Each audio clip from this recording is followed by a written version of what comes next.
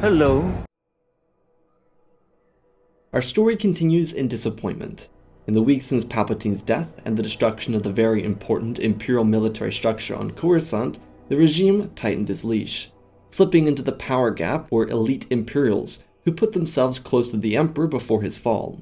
Among them were Vizier Mas Amedda, Governor Tarkin, and Lieutenant Commander Krennic. These individuals were among a few select people across the entire Empire that Palpatine elicited any amount of trust into. He saw Krennic as a necessary means to completing the project that the Geonosians constructed for Dooku. The Death Star would be the perfect show of Imperial strength in the galaxy, which is why Krennic held any sort of seat at the table. Mas Amedda had addressed the entire government, and the people it represented following the Emperor's death. He activated the Inquisitors for this task. This unit included Grand Inquisitor, First Brother, Fourth Sister, 11th Brother, and Barriss Offee, who had just killed a young Jedi named Dante so that she may survive. Without Vader, the Inquisitor process was a little more sped up, but now that Sidious was gone, they would operate under Grand Inquisitor's orders. These warriors were being sent out to find the Jedi scum that killed the Emperor, because aside from the burn and explosion damage, there were lightsaber marks and the very identifiable mark on his face from a blaster shot. While the Inquisitors were a behind-the-scenes operation for the Empire, what wasn't was the mobilization of the clone army. Kamino hadn't been sunk yet, and with Admiral Rampart gone, the completion of Operation War Mantle would likely be stalled. Yet there was conclusion elsewhere for the Imperial regime. Mas Amedda, in a Senate session, following the bombing of Palpatine and the War Dog donors and oligarchs, requested a completion of the Imperial Defense Recruitment Bill. It was a benefit of the direct assault on Imperial power, which included the Senate, regardless of how little control they actually held. The Senate, aside from rebellious members of the former delegation of 2000, quickly signed into action the recruitment bill. This would add stormtroopers to the ranks of the military, as well as a few other standard groups that weren't nearly as elite as the TK Corps. Another added benefit of Palpatine's death were the recruitment numbers that soared immediately following the attack. Young men and women, mostly of the Corps, saw that this was an attack on their way of life. They didn't see war during the engagement with the Separatists. These weren't hardened warriors. They saw this attack as one on them, and so by the end of the week, Mas Amedda and Tarkin saw millions of young adults requesting to join the military. Similar to the Commando Initiative, which required Republic commanders to train TK troopers, elite clones would be forced from their positions with their brothers to serve the interests of the future Imperial military. It was important to fill their ranks, even if these millions of teens became cannon fodder. Mas Amedda and Tarkin didn't care.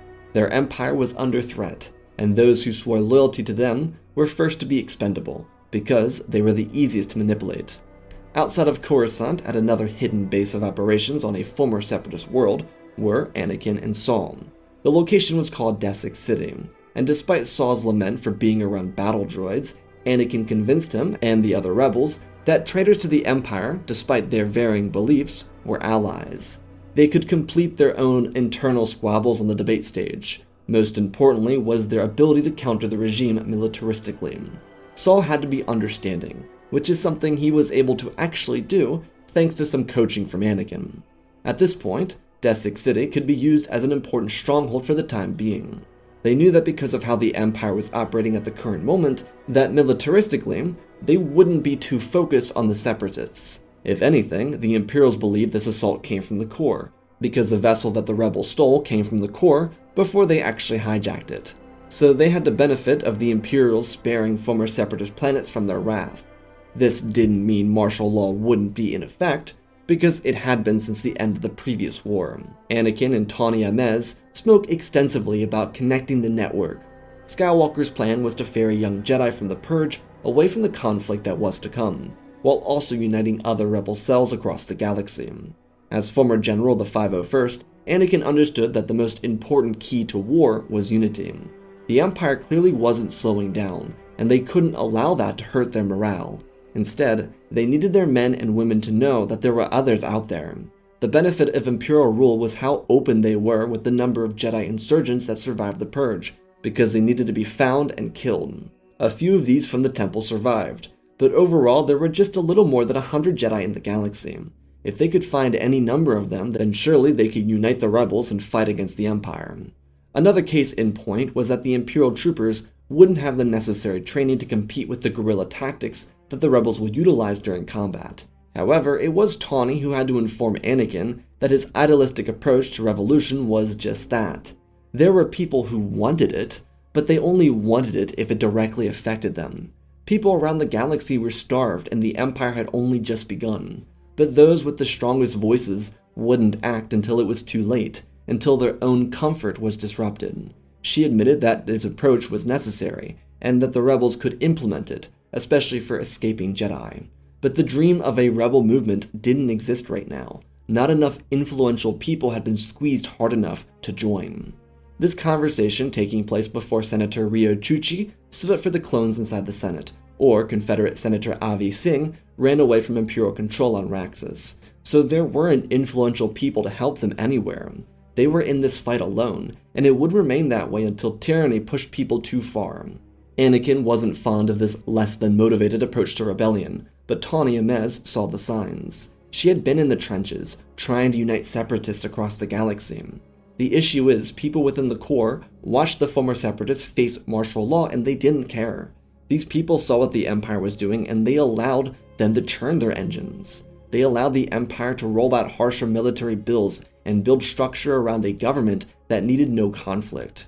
All at the same time, she tried bringing these other separatists. She faced more rejection than had been seen prior to the Clone War. There was a broken heart lurking in the soul of the galaxy, and it needed to be lifted. One act was enough, but freedom is a cost, one that comes with a collective.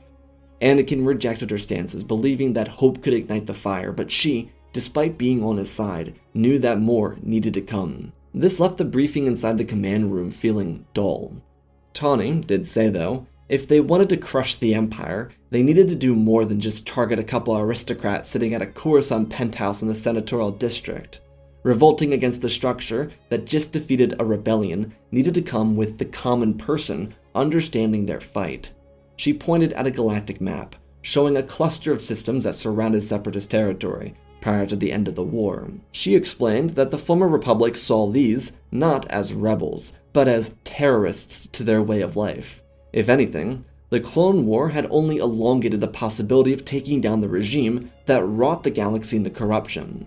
They could change it, but it had to come at the cost of comfort for everyone else. Anakin asked to understand, and she went into a plan that had originated in the Separatist military, long before the Outer Rim sieges. These were plans made by Separatist commanders that did not belong to the droid core. Their hope was to crush trade, make people starve, and turn them against their own government, because they weren't protecting them and funding the military instead. It wasn't fully realized, both because of Dooku stopping it, and due to the fact that the Republic citizens might blame the CIS for it, rather than the Republic. But now, without a proper separatist movement and minor groups of rebels, then they could potentially put the threat to the Empire. But this time, they wouldn't target trade routes or supply ships. Anakin, Saw, and a couple other rebels followed Tawny as she started pulling up a holomap. Outside of Desix City, recruits by the thousands were fed into Imperial transports. Outside of these citizens, on a perch looking down on them, were Masameda and Tarkin. The Visor stood with the staff in his hands, informing his ally that the Senate had rallied behind the recruitment bill initially forwarded by Vice Admiral Rampart. As per his request, there were some extra incentives added to the bill. These would drain supply funding and potentially endanger relations with trading partners across neutral territory. Tarkin coughed, and then spoke clearly, informing the Visor that they could take these territories with their military when it was said and done. The TKs would be the finest troopers in galactic history. The clones would see to it that they'd be effective against any force. Masameda did raise some concerns about the push towards this movement, highlighting that the former Emperor would have maintained these relations until they can control everything. Tarkin shook his head, rejecting the sentiment, expressing that the average citizen was prideful over the Clone War. That victory would assure them completion regardless of their actions here in the core. Mas then questioned, if these people rebelled or protested these changes, what would they do? Tarkin smiled, and under his breath, he told him to silence it. Cut off all outside media and silence them. This regime would grow to the lengths Palpatine foresaw, and they would remain untouchable. Tarkin then asked about the Inquisitors, which left relatively unsurprising but also disappointing results. They weren't nearly as effective as one might hope, though the governor told Mas that if they didn't have the results, then they needed to prepare to counter them. He didn't care if they needed to resurrect separatist Magna Guards. They needed a preparation. The young Force adepts under the command of Grand Inquisitor may have sworn loyalty to Palpatine, but that could change at any moment. A failsafe was needed. Moss nodded his head. The two of them continued to stand quietly, observing thousands of men and women load up into gunships before being ferried into various starships so they could start their training at Imperial outposts across the galaxy. For the next few months, the rebels would do as they said they would. A connected route would be started, and called the Way. It was a path that crossed across the stars, and utilized underground protection to get young Jedi away from the Empire. Luckily, they didn't have to worry about Vader, and the Inquisitors were much slower than he would have been. Anakin never directly interacted with the group, but he did request to know if they found Obi Wan. Another benefit to the Way was the fact that the Empire wasn't following mandates to create a monopoly on the Force. Palpatine would have ensured that the Force, as a concept, became extinct to the regular person. Using fear and control, the vocabulary around the magic used by the Jedi and the Order itself would vanish from the cosmos. Imperial officers weren't concerned with it, thus allowing Jedi to move swiftly through the Way, but also safeguard future prospects for the Order thanks to Jocasta Nu being involved. Through the Way, the rebels were able to move more discreetly through Imperial ranks and infiltrate Imperial bases and outposts. Most of the time, the rebels only attacked TK trooper training facilities, which more often than not resulted in several clones dying and the non-brainwashed troopers leaving the Corps out of the direct PTSD involved in seeing people killed in front of them. The rebels never killed the cadets, they only targeted those who fired back, and this happened across many systems. Anakin adopted using a pistol as a result, because he didn't want the Imperials to see the Jedi as the propaganda made them to look. The benefit of these attacks were two things. Firstly, the Imperial commanders were being removed, thus meaning the Empire had to hire contract killers, which didn't really work too well. Clones were efficient because of their loyalty. Contract killers just taught people how to fire the weapon. Secondly, this forced the Imperial power structure to wrap its greedy and corrupt arms around the people of the galaxy and squeeze. Due to the setup initiated by Tarkin and Mas Amedda, people started viewing them as the problem in the galaxy, rather than these sparse rebel attacks. Initially, these attacks were seen as the fault of the insurgents themselves, but very quickly they transformed into potentially being a power structure problem. The Senate was throwing credits at the wall hoping that the military could put this down, but it couldn't. Yes, the clones were elite, and yes, they had the technological superiority, but they couldn't use it. This wasn't millions of battle droids, it was a few people who were decent shots with hearts full of fire. So targeting rebels couldn't be done with Venators or Star Destroyers, it had to be done with clones on the ground, the same ones the Empire was trying to phase out. This was on top of a budget that started to refuse to pay off trading partners in neutral territory, which of course came with a whole different bag of problems. But it was okay, because Tarkin and Mas Amedda had new Star Destroyer variants to show off, which they did with pride. They continued to push Imperial pride and hope it worked. As they were doing this though, the Inquisitors were days away from actually being somewhat useful.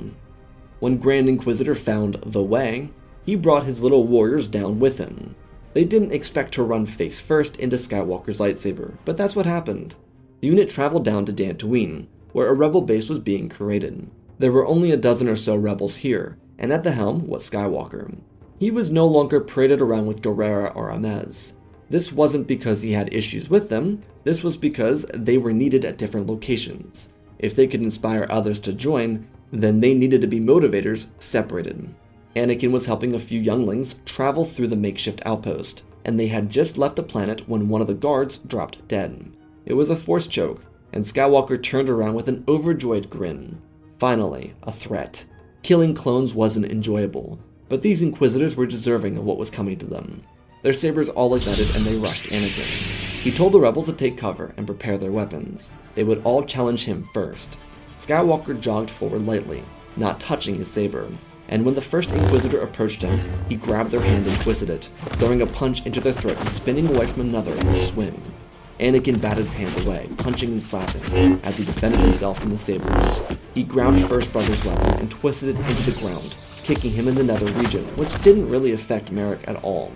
Skywalker tilted his head back, stepping away from the Grand Inquisitor. He batted his hands back, and just as the 11th brother wheeled around him, he grabbed his saber. Anakin blocked behind his back, striking at the 4th sister and kicking Barriss in the stomach. He rolled behind one of the Inquisitors, using the backside of the wrist and slicing through the bird mask himself, with the 11th brother then slamming his head into dust. Anakin didn't even notice, as he used the Force to lob the 1st brother into the 4th sister, as he parried Grand Inquisitor. Their weapons shrieked across the landscape, and Anakin stepped back with ease, defending each strike before blasting forward. By his side ran Barriss. She jumped into the air and he spun, grabbing her forearm and throwing her into the ground, before stepping back and accidentally losing the saber, grabbing Merrick by the wrist as he swung over his head. Anakin held it up and overpowered the construct of the Force, and shoved the Sith weapon into his stomach, killing the individual as he too vanished away. Grand Inquisitor leapt through the air, nearly cutting Anakin, who slipped back, pulling his saber with the Force and defending himself at the last second. He got to his feet, as 4th sister rushed in. These duelists interlocked in battle, as Barriss from the other side removed her helmet, knowing how this would go. She didn't want her friend to die, but it seemed as if her fate had already been decided. Barriss wanted to help or run, but she didn't know who to help or where to run. Anakin shoved the Pa'un back, and decked the 4th sister, using Grand Inquisitor to kill her with his own blade. Skywalker removed himself from Grand Inquisitor's range, but used the Force to raise 2 of the Inquisitor weapons and fling them into their leader's back. He winced in pain, before looking at Anakin with a vengeful face. Skywalker dragged his own saber against his body, watching him fall to the ground. He then looked over to Barriss, who was still somehow alive.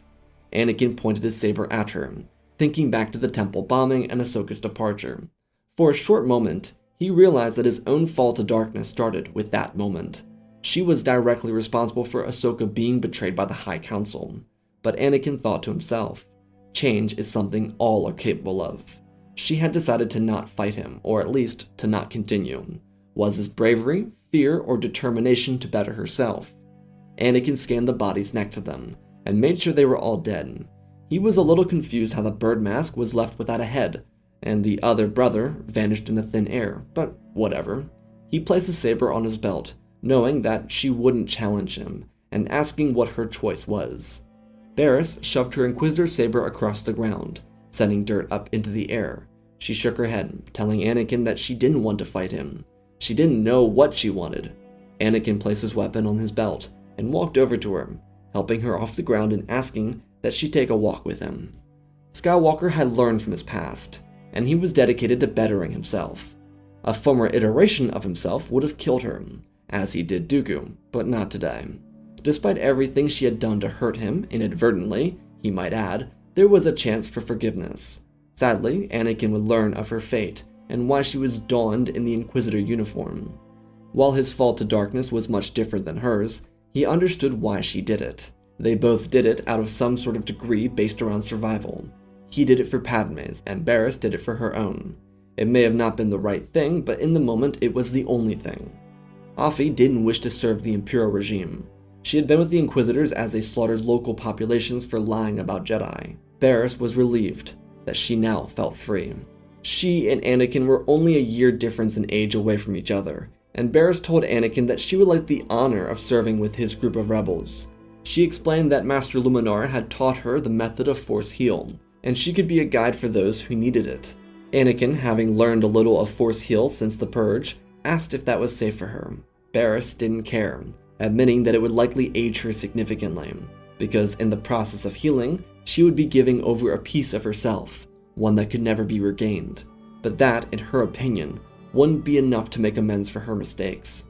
She hoped that she could be inspiration for others to see the path. Anakin understood, welcoming her into this new home. They may have had their own issues to iron out, but he was here for her, and she for him. This was for the galaxy, for the cost that came with freedom. Over a year after Barriss joined the rebels, Anakin found himself engaging in rebel recruitment tactics. He and Afi remained very close, over communication, but they rarely interacted in person. The rebels, because of struggles with actually making a dent in the Imperial military, started using recruiting tactics. Strong motivators like Anakin, Rex, Saw, and Tawny were very important for this. Anakin and Rex had a reunion following him saving Barriss. He interpreted this as a sign from the galaxy and the Force that he was on the right path, because in his eyes, he saved Barriss, then found that one of his longtime friends survived the end of the war. That brought him so much joy. It also encouraged him to continue down the route he was on. Here on Tatooine, Anakin was rounding up his Outer Rim tour. He was responsible for the recruitment of a solid 2,500 people. This stretched from Kessel to Ryloth, and after completing his stop at Rhodia, he was on Tatooine, because no one had gone to that planet yet, and it was in his jurisdiction for recruiting. So, he had to go after avoiding it for so long. Anakin had thought about visiting the homestead, where his mother was buried, but he couldn't, not yet at least. Not until the Empire was destroyed, and he had, in his own mind, fully redeemed himself. Anakin, instead, went to various spaceports, and did as he did elsewhere. Most of this rebel recruitment came along with enticing people with the chance to fight the Empire. In the Outer Rim, this was especially hard, which is why Anakin was assigned to it. The clones, Tawny and Saw, weren't nearly as good at motivation, perhaps because their brushes with death weren't so intimate like Anakin's was. He popped around casinos and cantinas, not really finding too much interest in anything. This was also why he avoided Tatooine. It was the scumhole of the galaxy, and with reports of Rex, Tawny, and Saw being positive in the form of rebel troop numbers, he believed it wasn't really worth his time coming here.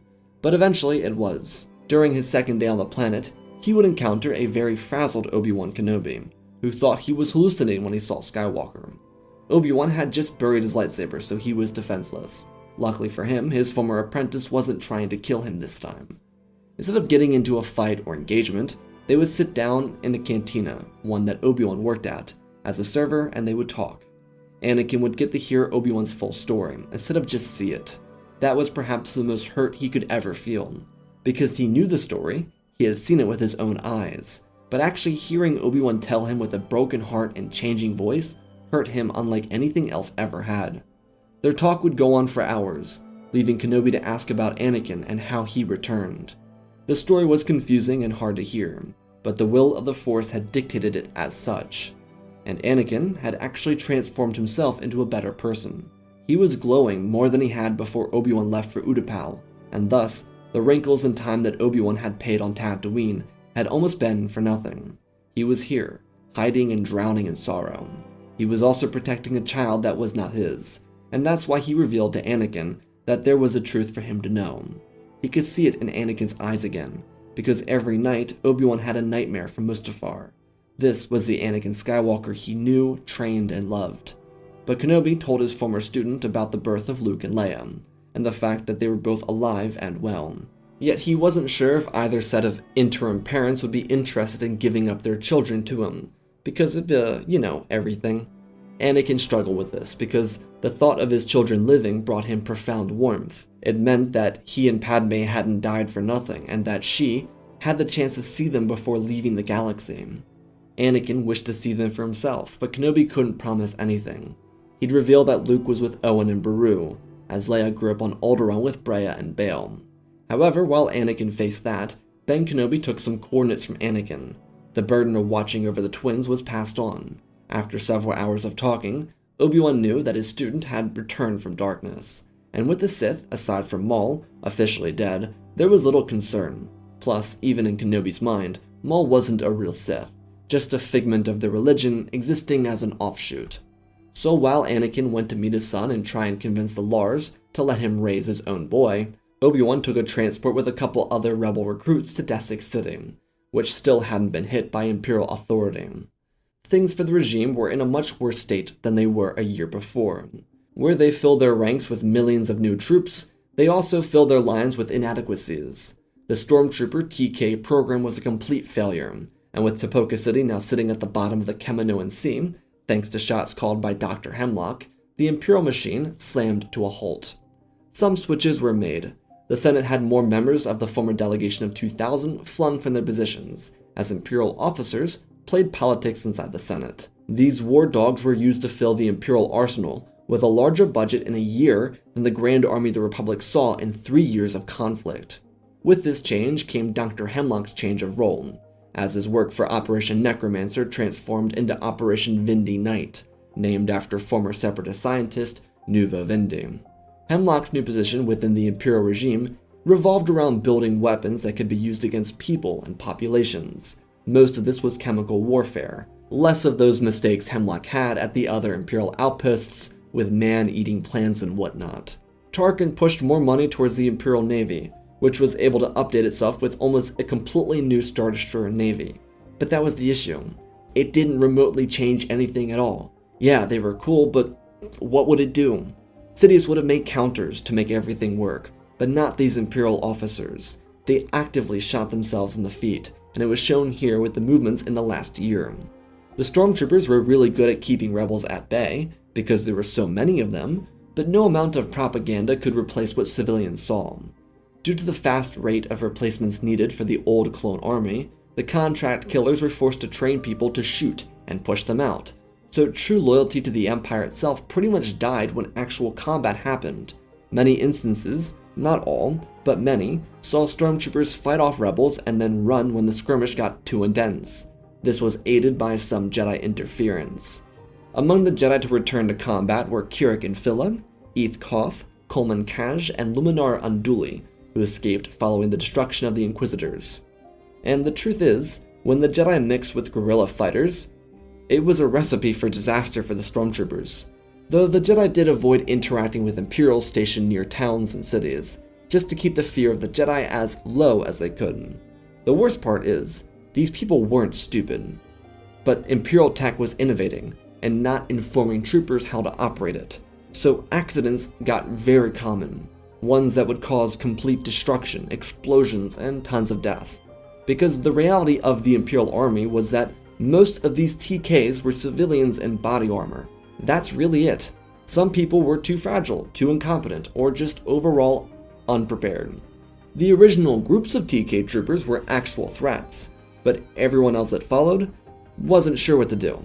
They were given armor, a blaster, and told to kill the rebels. Now, at the academy, or basic training, which is still being generous to what it was, you think you're all that. You and your other 400 troopers are shipped out to a minor outpost on a moon in an unknown system, and you think you're all that. But when the first explosion sounds off, or the shock of a body dropping before you hits you, all of your mind games are thrown out the window. It becomes a game of fight or flight, and you're not sure if these rebels take prisoners or not, because that's what propaganda says. Oh no, your gun jammed? What are you gonna do about it? Is that a lightsaber? Didn't the propaganda also tell you that the Jedi were all dead? Don't Jedi mercilessly try and kill too? They killed the Emperor. Before you know it, your walls are breached. Your best friend from camp is gone, and you're left to fight these insurgents. But they're not insurgents. They're saving people. They're letting others surrender. Do you do the same? Is it a trick? And that was a story of thousands of stormtroopers, those who obviously didn't die. But the disconnect between the officers and the grunts was so large that those with power to make a change didn't know that it had to be made. All they knew is that they were sending thousands of troops at groups of a couple dozen rebels and kinda winning. Every counter had them retaking their own outposts, only for some bomb to detonate or whatnot. The chaos within Imperial ranks couldn't be understated, and the continuous message to those with power was keep throwing money at it. This wasn't to say Tarkin was incredibly stupid, but he didn't believe that the rebels were capable of reaching the core, so it didn't matter to him. He was all steam ahead on the Death Star project, and that's what mattered to him most. Masameda held the courts and Senate down, and there was no one else to challenge their collective rule, so power got to their head. In rebel lines at the debriefing at Desik City, Anakin, Rex, Tawny, and Saul spoke to each other about their growing movement. They were still without an official navy, but according to strategists, it was time to stop. Saul Guerrero was pushing for heavier action and more attacks, but Anakin, Rex, and Tawny all had to come to the conclusion that they shouldn't do it. Their rationale was incredibly valid. Rebel spies across the network heard that the TKs were starting to learn that their recruitment to the military wasn't for anything but to inflate numbers. Their purpose wasn't for the grand protection of the Empire, but for squabbling inside the Senate. Of course, they were going to protect the regime, but at this point, they were being thrown out until Imperial officers would come up with an actual counter.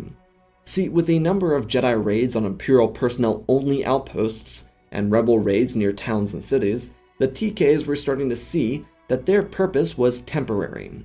They were losing, but the machine was pumping out bigger products, which is weird because the troopers weren't making a whole lot of money either. Their loyalty wasn't rewarded personally. It was quote-unquote rewarded through prideful accomplishments that they did not achieve, like, ooh, a new Star Destroyer, a new space station. They weren't building them, they were dying in the trenches. But to go on top of that, Rebel strategists also noted that the population was starting to react. Now, a solid percentage of the Empire could self-sustain, but with fledgling trade relations and prices increasing, all resulting in pressure on the populace, tension grew. On top of that, many families were losing children to Rebel assaults. These weren't all deaths, but MIAs were a big trend that started to rise, and it did affect some influential families who joined after the attack on Palpatine. With the martial law infecting former Separatist worlds, nearly 2 years after the Clone War, and even neighboring systems seeing the revolting nature of Imperial rule, revolution started to build. But what truly united the Empire against itself were the TKs. These troopers, similar to prisoners on Narkina 5, noted that they were being silenced.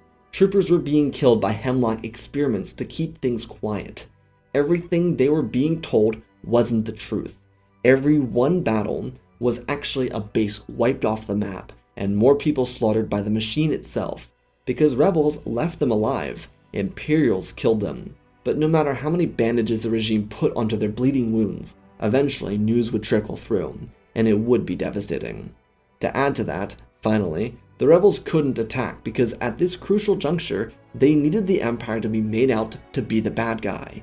If they allowed the regime to place blame on their movement, then everything they sacrificed over the last 2 years would vanish.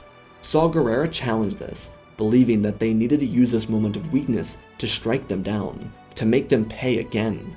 But Rex and Anakin got in his face and told him that they could not do that. Think of everyone they had lost, all those souls. They were fighting for this tipping moment. If this somehow fell back into Imperial favor, then they would go back to war again. But they all believed that by letting up, they would give the Empire more reason to fear the regime itself than the rebels that weren't really visible. They explained it to Saul, that if Imperial citizens saw that the regime was destroying bases, outposts, and killing their own troopers without total proof of rebel activity, that it would make Palpatine's death, Star Destroyer output, and TK deaths seen as a result of the state, not of the phantom rebel movement that no longer existed. Saul finally saw, their point, and let up, understanding why they didn't want to challenge the Empire at this moment. As they sent out a message to everyone in the rebellion, they waited patiently. It was also here where Anakin and Barriss would reunite for the first time since he brought her back to the light on Dantooine. She asked him about his children, and he reported what he encountered. Beru was actually willing to give Luke back to his father, but Owen refused, because Anakin had murdered children. He was the reason for the shadow of the Empire. Luke was their child now, and they would protect him, even if it meant from his own father. The worst part is, Anakin wanted to make him pay, but he couldn't. Instead, he'd wait for Luke to grow up and allow him to make his own choice on his own terms. Leia, on the other hand, would be allowed to be seen. Unlike Beru, Breha was not having it. Didn't matter if Anakin was working with Bael's rebellion or not, it wasn't right. They eventually agreed on supervised visits, which was better than nothing, so Anakin couldn't complain. He didn't care for the Lars, but they had raised Luke on their own for the last 2 years, so he couldn't be that mad at them. Barriss's life, on the other hand, was a bit different. She had aged significantly, because she healed rebel fighters after their assaults and civilians hurt in the chaos. Her face wore deep wrinkles, and she looked tired, but she hadn't ever been happier, nor more pure on the Force. Both she and Anakin were there for each other, so while they waited for Jedi and rebels to retreat from combat, they kept their eyes on the Empire. As a side, Jocasta Nu's cache had to be moved. Luckily, she found information on a hidden location through the Kobo Abyss Nebula.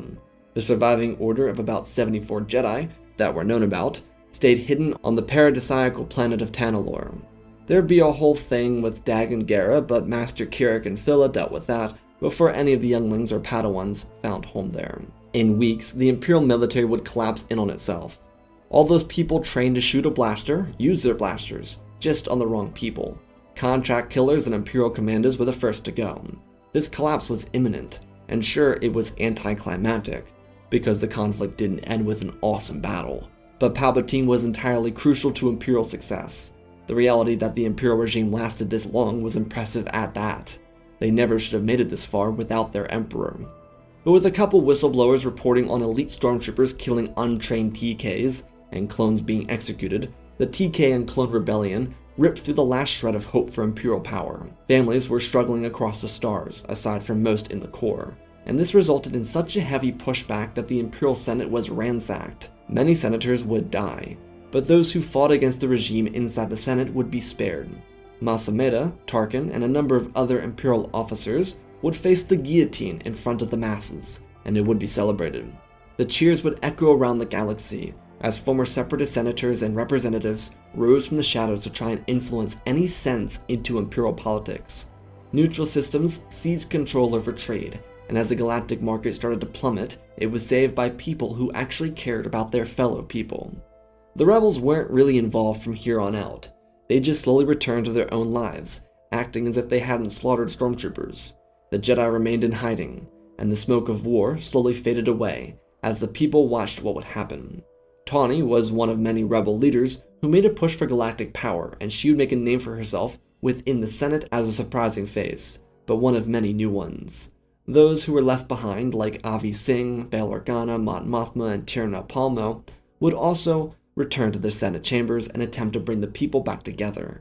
It would kind of work, kind of not. People were hungry for change, and they would keep guillotining people if it meant that they could have it. All of this change rapidly happened because whistleblowers informed the people of what the TKs had been through, what their own boys and girls had encountered under the orders of Tarkin, Masameda, and other Imperial officers. Eventually, some semblance of structure would rise, but it wouldn't lead to prosperity for a long time. The Imperial military was nearly completely disbanded as the new power tried to save the clones from completely vanishing. They'd be the first to be taken care of, then the former TK Corps would get some benefits, just so that they could forget and move on with their lives. It was a strenuous process, but it did result in the end of conflict on the galactic scale. Many rebels felt confusion, because it was an uncertain time. Many worried that Tawny had used them to take advantage for herself, but she quickly became a star within the Senate. She proposed many things that the Separatists wanted before the Clone War. It was just that after having been through the rule of a regime, people were willing to give something new a try. It was something that wasn't an autocratic power, and that was better than nothing. It was also better than the Republic that transformed into that too. Outside of the gradually changing Empire, Anakin found his own peace. Spending time with Leia was one of his favorite activities, something that would translate to Luke very quickly, because Anakin could ask Owen if he could protect Luke like he did Luke's grandmother. "Yeah, take that, you bastard, didn't think of that, did ya?" Anakin really liked that comeback because his mom was killed because Owen couldn't protect her, and so, could he protect Luke? It was petty, yeah, but it let him visit his own son with less restrictions than were present with Leia, for the first couple months at least, so it all worked out. Yoda and Obi Wan would move to Tanalorr, where the Jedi would thrive in secrecy for centuries. This would be the beginning of a new change for their movement. Tanalorr and Master Kirak and Phila would help guide the Jedi to connecting back to the Force and their truest selves, something that Yoda would see and thus transferring the role of Grand Master to Master Infilla and Jocasta Nu.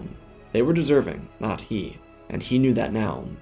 The change that faced the Jedi would be what they needed, and it would make them stronger than ever before. Anakin would not join the Order. Instead, he would help people around the galaxy. A missionary was too religious of a term, but he would speak about transforming lives. His gift would be his own encounter with death, and his words would help people far and wide. Perhaps to best describe it was motivational speaker. All he knew is that he loved it.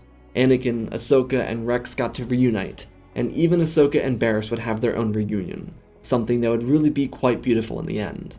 Skywalker would be there for his children, and share a truly blended family with the Organas and the Lars. While it wasn't the way he would have wanted it, he was recognized by both Luke and Leia to be their actual father. He wouldn't ever move on from Padme, and it would be his choice, after healing over her loss, to remain on his own. Didn't mean he didn't have fun up top, but I mean, come on, this was a pretty good life. And it was one he lived to the fullest, watching his friends around the galaxy reconnect with their truest selves and change the world for those around them. And that, my friends, is a story. Again, special thanks to the patrons: Manuel Wells, Ozpin, Angel Dust, Alexander Reese, The Beginning and End, Jack Silver, Prismatic Warlock Master, Lyndall Asher, Smoobs, There Are Cars, Darth Vitiate, Seju Jagger, Groot36, Hunter Belden, Rosebird, General Alexander, Robin Roberts, Blackie Chan, Django Fat Clone, Nick5098, Ben Ingram, The Big Red Pyramark, Diamond Constant, Darth Nemesis, Lord Tibbs, CC2024, Galvin Gaming, Tristan, Mandalore, Sir William 1767, Darth Revan, Grandaddy Bane, Laliant, Sky Guy, Penguin, Cullen Rooney, Shark Midori, RJ38, Nick, Michael Erlanger, The Last Jedi, Apollo Weewo 670, Annika Stink Runner, CT7567, Toaster Oven, Oz of Oz, Darth Knox, The Eternal Padawan, Joshua Tem, Johnny DeGuin, Sansa Skeleton, Jedi Sloth, Mr. Yeet Gamer, Lord Calic, Youngling Slayer 66, Mammoth Studios, Anakin003, Lord Draken, Ford's Legacy Star Wars, Erebus, Rex the Wolf, The Man of Three First Names, Darkseid46, Baron Joshua, and Lord Deadwing. For supporting the channel, smash that like button. Let's talk about this story. A lot of the influence for the story, especially part 2, is a lot of Andor-esque storytelling. Since Andor's coming out, had a lot of inspiration for it, so I was like, let's go back into watching Andor, and that's what I kind of did. And so a lot of inspiration for the story comes from Andor, especially in part 2. In part 1, I really wanted to do like the mysticisms of the Force, and then more so the idealism and the reality of Revolution, which is, you know, the difference between Star Wars Rebels and Andor. I very intentionally made the war kind of come to a conclusion very abruptly, very anticlimactic. I think it would be really devastating for Imperials to go through what they went through with the Clone Wars, and then see their Emperor die, and then see the Imperial military kind of expand and nothing else do that for the year and a half after Palpatine's death. That I think it would just really kind of just fall apart. I don't think it would be this big battle. I think it would fall apart. I think Imperial officers would die, yeah, but, you know, I think it would just collapse. And that's why the last chapter is called Collapse. So I hope you all enjoyed. Again, I love doing these parted stories with you guys, so smash the like button on this one and part 1 so I can write more parted stories for you guys. I love doing these with you. Anyways, I love you all, spread the love, and always remember, my friends, may the Force be with you.